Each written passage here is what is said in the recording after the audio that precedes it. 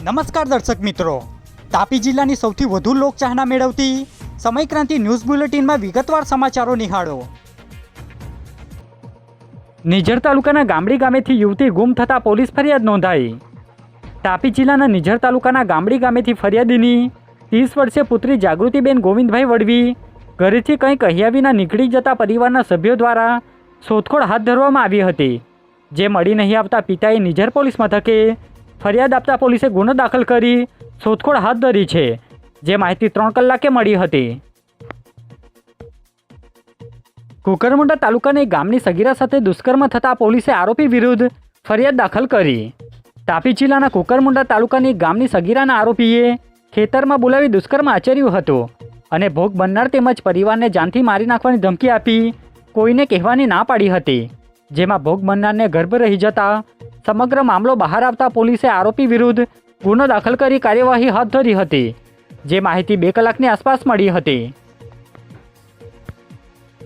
સોંગઢ મામલતદાર કચેરી ખાતે કલેક્ટરની હાજરીમાં તાલુકા સ્વાગત કાર્યક્રમ યોજાયો। તાપી જિલ્લાના સોંગઢ ખાતે આવેલ મામલતદાર કચેરીમાં તાલુકા સ્વાગત કાર્યક્રમનું આયોજન કરવામાં આવ્યું હતું, જેમાં તાપી કલેક્ટર હાજર રહ્યા હતા, જે તાલુકા સ્વાગત કાર્યક્રમ અરજદારો દ્વારા તેમના પ્રશ્નો રજૂ કરવામાં આવ્યા હતા, જે માહિતી 2 કલાકે મળી હતી।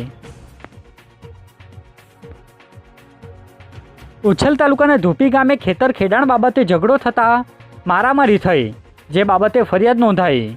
તાપી જિલ્લાના ઉછલ તાલુકાના ધોપી ગામે ખેતર ખેડાણ બાબતે 2 પક્ષ વચ્ચે ઝઘડો થયો હતો, જેમાં ફરિયાદીને માર મારવામાં આવતા ઉછલ પોલીસ મથકે અવિનાશ વસાવા અને લાજરસ વસાવા વિરુદ્ધ ફરિયાદ કરવામાં આવતા કાર્યવાહી હાથ ધરાઈ છે, જે માહિતી 2:15 કલાકે મળી હતી।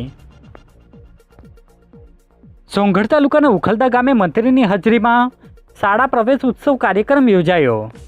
તાપી જિલ્લાના સોંગઢ તાલુકાના ઉખલદા ગામે મંત્રી કુંવરજી હળપતિની હાજરીમાં શાળા પ્રવેશ ઉત્સવની ઉજવણી કરાઈ હતી, જે અંગે મંત્રી દ્વારા 12 કલાકની આસપાસ માહિતી અપાઈ હતી।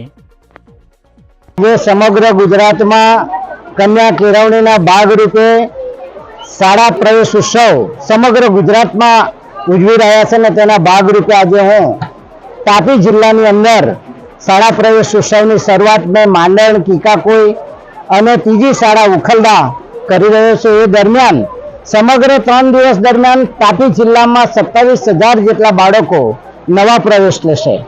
સાથે સાથે મને કહેતા આનંદ થાય કે દેશના વડાપ્રધાન અને ગુજરાતના તત્કાલીન મુખ્યમંત્રી નરેન્દ્રભાઈ મોદી સાહેબ 2 ઓક્ટોબર 2002 થી આની શરૂઆત કરવામાં આવી અને નરેન્દ્રભાઈએ અવિરત 20 વર્ષનું આ કાર્ય આજે આપણે જોઈએ તો કન્યાઓમાં ખૂબ જ શિક્ષણ આગળ આવ્યું છે, એ જોઈ શકાય છે। એનું ફળ આજે આપણે પ્રાપ્ત કરી રહ્યા છીએ।